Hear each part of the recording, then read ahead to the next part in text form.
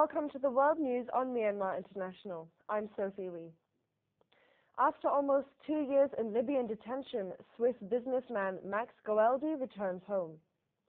Goeldi, who worked in Libya for engineering firm ABB, was given clearance to return home after Swiss Foreign Minister Micheline Carmi-Rae arrived in the Libyan capital and signed a deal both sides said was aimed at ending their diplomatic dispute. The spat began 2 years ago when Swiss police briefly arrested Hannibal Gaddafi, a son of Libyan leader Muammar Gaddafi, and it later escalated into a conflict that drew in the European Union, the United States, and major energy firms.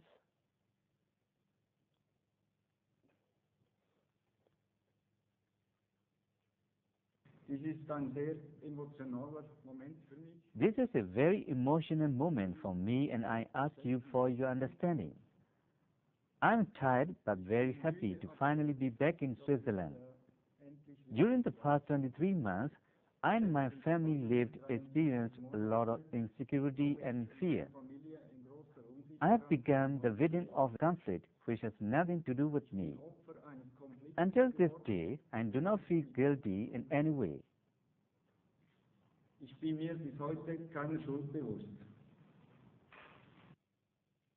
Libyan officials deny the Swiss man's case had anything to do with Hannibal Gaddafi's arrest, but Goeldi's supporters say he was an innocent pawn caught up in Libya's retaliation against Switzerland.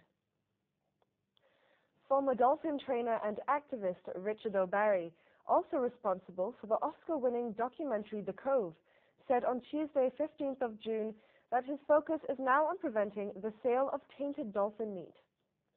The Cove, a documentary film about the annual killings of dolphins at Taiji in Japan, has created a lot of controversy in the nation, as protesters call on Japanese theaters to drop the film, saying it gives the country a negative image.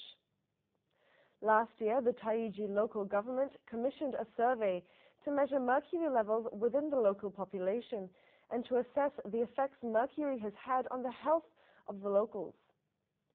While scientists found high levels of mercury, they announced that they did not find evidence of illness attributable to mercury poisoning.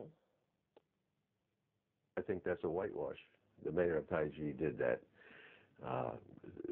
If there were some investigative journalists to go to Taiji and go to Shingu and Wakayama City and Kikatsura and look in the filing cabinets of the doctors in the hospitals, they would find the evidence. There is a real problem. The film won the Oscar for Best Feature Documentary in March and was shown at the Tokyo International Film Festival last fall. While it contains scenes taken using night vision cameras and has some confrontations with the locals, O'Barry tried to distance himself from other environmental groups that are viewed as using extreme methods. A judge on Monday the 14th ruled that Michael Jackson's physician can keep his Californian medical license, and he set August 23rd as a start date for a preliminary hearing into a manslaughter charge against Dr. Conrad Murray.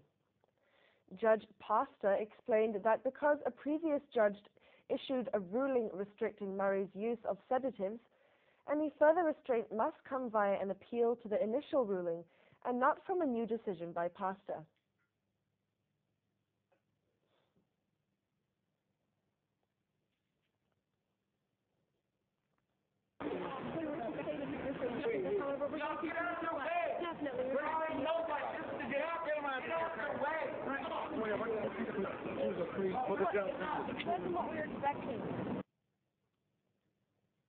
Jackson, a global superstar, died on June 25th last year in a drug overdose.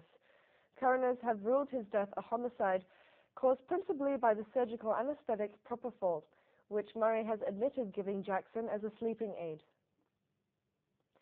The 29th edition of Sao Paulo Fashion Week closed on Monday night after Brazil's top designers showcased their upcoming spring-summer collections.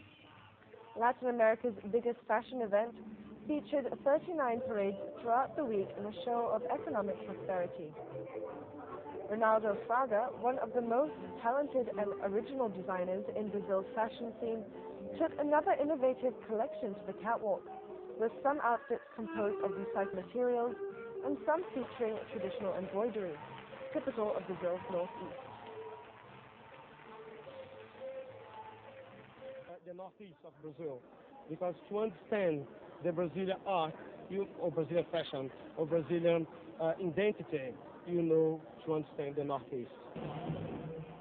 Brazil is Latin America's biggest economy and has one of the world's fastest growing fashion industries.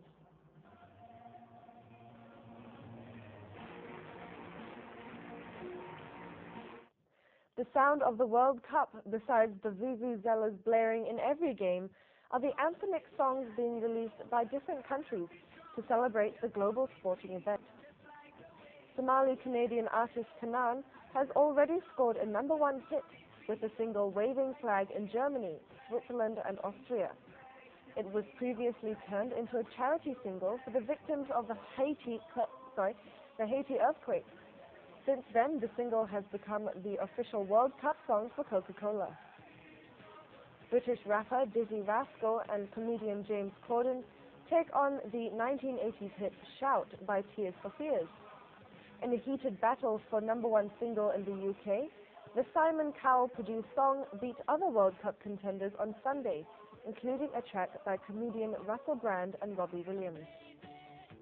Other countries releasing World Cup anthems include Mexico, Japan, South Korea and Uruguay.